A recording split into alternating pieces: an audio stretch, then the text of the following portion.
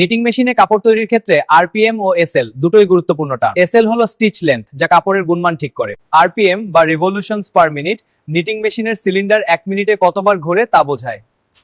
RPM বেশি হলে production বেশি হয়, কিন্তু খুব বেশি আরপিএম হলে সুতা ছিঁড়ে যাওয়ার ঝুঁকি থাকে।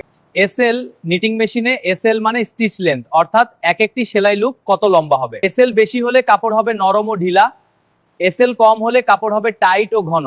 জিএসএম নিয়ন্ত্রণ করতেও এসএল গুরুত্বপূর্ণ। জিএসএম কি?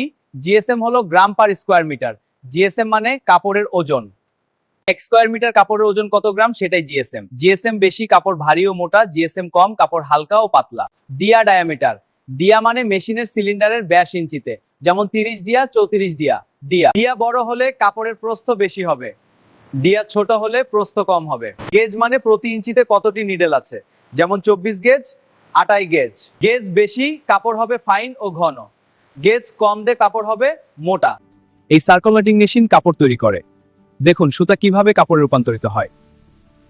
এই যন্ত্রের মূল অংশ হলো সিলিন্ডারের ভিতরে থাকা সুই ধারক। এরা একসাথে কাজ করে সুতা থেকে লুপ তৈরি করে এবং কাপড় বুনে। এই ট্যাকআপ রোলারটি কাপড়কে টেনে নিয়ে যায় এবং এই ফ্যাব্রিক ডিটেক্টর বা স্টপারটি কাজ করে।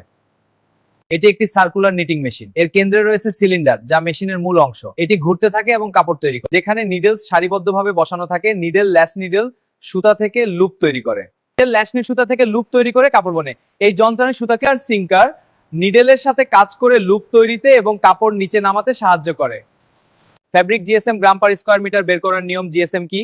ফ্যাব্রিক জিএসএম মানে হলো 1 বর্গ মিটার কাপড়ের ওজন কত গ্রাম। জিএসএম বের করার সূত্রটি হলো জিএসএম সমান কাপড়ের ওজন গ্রাম ভাগ ভাল কাপড়ের এরিয়া বর্গ। জিএসএম কাটার ব্যবহার করা হয়, যা ফ্যাক্টরিতে বেশি ব্যবহৃত হয়। একটি জিএসএম কাটার দিয়ে কাপড় কাটতে হয়, তারপর কাটানো কাপড় ওজন করতে হয়। পাওয়া ওজনকে 100 দিয়ে গুণ করতে হয়। কাপড়ের ওজন 1.8 গুণন 100 সমান সমান 180। জিএসএম কাটার না থাকলে লম্বা ও চওড়া মেপে হিসাব করা যায়।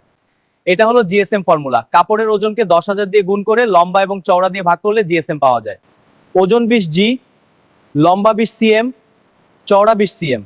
10,000 ভাগ 20 গুণন 20, এটা সমান 500। এটাই নিট কাপড়ের সাধারণ GSM. Single jersey fabric 140/80 GSM.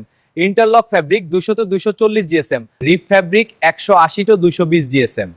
Take up roller তৈরি হওয়া কাপড়কে নিডল থেকে টেনে নিচে নামায় এবং রোলে পেঁচায়।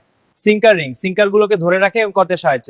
ক্যাম বক্স ক্যাম ধারণ করে এবং নিডলের চলাচল বা গতিবিধি নিয়ন্ত্রণ করে। ভিডিকিউ পুলি ভ্যারিয়েবল ডায়ামিটার গম করবে। সুতার সিলিন্ডার সে গেলে বা অন্য সমস্যা হলে স্বয়ংক্রিয়ভাবে মেশিন বন্ধ করে দেয়। লুব্রিকেশন সিস্টেম মেশিনের চলমান অংশগুলো সচল রাখতে তেল সরবরাহ করে। ফ্যাব্রিক স্প্রেডার তৈরি কাপড়কে সমানভাবে ছড়িয়ে রোলে পাঠায়। এই অংশগুলো একসাথে সঠিকভাবে কাজ করলে দ্রুত ও নিখুঁত নিট কাপড় তৈরি করা সম্ভব হয়। ধন্যবাদ।